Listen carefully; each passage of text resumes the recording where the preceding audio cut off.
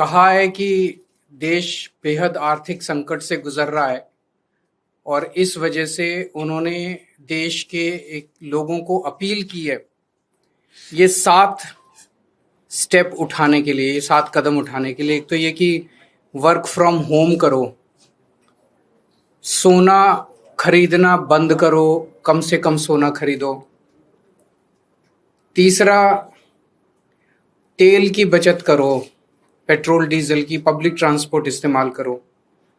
चौथा, फर्टिलाइजर्स का कम से कम इस्तेमाल करो, नेचुरल फार्मिंग करो।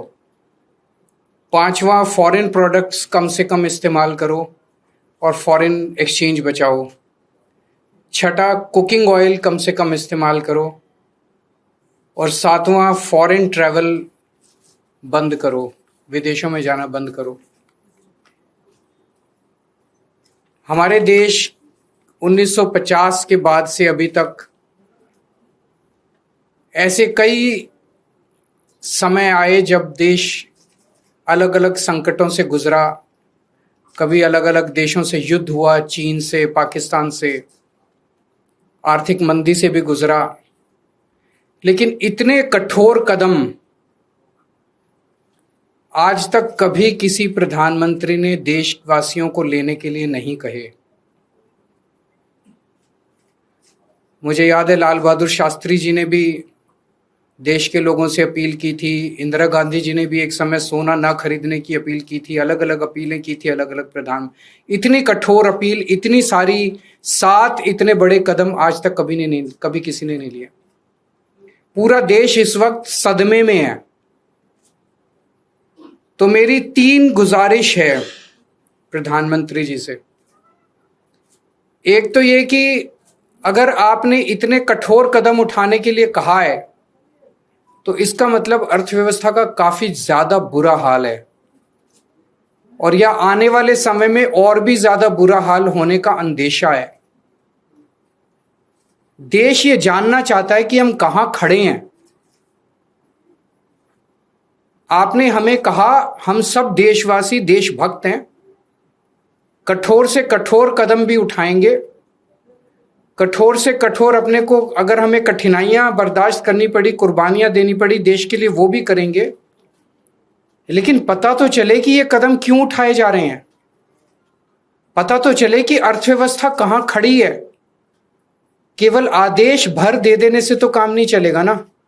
ये देश हम सब लोगों का है, ये देश हम 140 करोड़ लोगों का है। तो प्रधानमंत्री जी से मेरा पहला निवेदन है कि वो पूरा आज हमारी क्या स्थिति है, अर्थव्यवस्था की, इकोनॉमी की क्या स्थिति है और आने वाले समय में कुछ महीनों में या 1 साल में हमारी क्या स्थिति होने का अंदेशा है, इसके ऊपर सारी जानकारी देश के लोगों के साथ साझा करे। नहीं तो लोगों के मन में शंका पैदा होती है, अलग अलग किस्म की अफवाहें फैल रही है, कोई कुछ कह रहा है, कोई कुछ कह रहा है, अफवाहों का बाजार गर्म है। ये अर्थव्यवस्था के लिए अच्छा नहीं है, अर्थव्यवस्था के कॉन्फिडेंस के लिए अच्छा नहीं है। दूसरा, हम सब जानते हैं कि ये इराक और अमेरिका के बीच जो युद्ध है उसकी वजह से हो रहा है। लेकिन इराक और अमेरिका की वजह से युद्ध जो है उसकी वजह से तो पूरी दुनिया प्रभावित है, सारी दुनिया के सभी देश प्रभावित हैं उस युद्ध की वजह से। लेकिन किसी भी देश ने, किसी भी देश की सरकार ने इस किस्म के 7 कदम उठाने के लिए किसी भी देश की सरकार ने अपने नागरिकों को अपील नहीं की है। एक भी देश नहीं है। किसी ने कुछ एक स्टेप, किसी ने 2 स्टेप, किसी ने, लेकिन ये 7 इतने कठोर कदम उठाने के लिए एक भी देश की सरकार ने अपने नागरिकों को अपील नहीं की है। इससे मन में शंका पैदा होती है कि कहीं स्थिति केवल इराक अमेरिका के युद्ध की बजाय और भी कहीं स्थिति कुछ और ज्यादा खराब तो नहीं है। हमारा देश किन परिस्थितियों से गुजर रहा है। तो दूसरी मेरी मोदी जी से प्रार्थना है कि देश के लोगों को बताए कि जो कदम किसी भी देश ने नहीं उठाए, सभी देश प्रभावित हैं, ऐसे कठोर कदम केवल भारत देश को उठाने की क्या जरूरत पड़ी, इतनी ज्यादा क्या खराब स्थिति हो गई। और तीसरी बात, इसका सारा बोझ मिडिल क्लास पे क्यों डाला जा रहा है? फॉरेन मत जाओ, फॉरेन प्रोडक्ट्स मत खरीदो, सोना मत खरीदो, पेट्रोल डीजल गाड़ी मत इस्तेमाल करो, वर्क फ्रॉम होम करो, पब्लिक ट्रांसपोर्ट केवल और केवल इन सारे कदमों से केवल मिडिल क्लास बहुत देशभक्त है। जरूरत पड़ेगी किसी भी हद तक मिडिल क्लास देश के लिए कुछ भी करेगा, लेकिन केवल मिडिल क्लास क्यों? सबसे पहले अगर कुर्बानी देनी चाहिए थी तो देश की सरकार को कुर्बानी देनी चाहिए थी। देश की सरकार अपने खर्चों के ऊपर, अपनी कंज्यूमर जो कंज्यूम करते हैं अपने खर्चों के ऊपर, देश की सरकार सबसे पहले कटौती करती। देश की सरकार ने कोई कटौती नहीं की। उसके बाद देश के प्रधानमंत्री और सारे मंत्री मिलकर अपने अपने खर्चों पे और कंजम्पशन पे कटौती करते। उन्होंने भी कोई कटौती नहीं की। सब खुले घूम रहे हैं, विदेशों में भी जा रहे हैं, गाड़ियां भी खूब इस्तेमाल कर रहे हैं, हवाई जहाज सब हो रहा है, सोना भी खूब खरीद रहे होंगे। उसके बाद अगर बनता था तो अफसरों के ऊपर, अफसरों से उम्मीद की जाती कि अफसरशाही जो है वो कुछ कुर्बानी करेगी।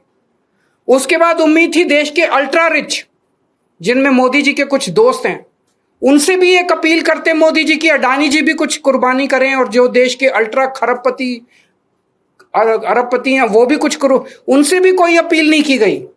केवल और केवल देश की मिडिल क्लास से ये अपील की गई।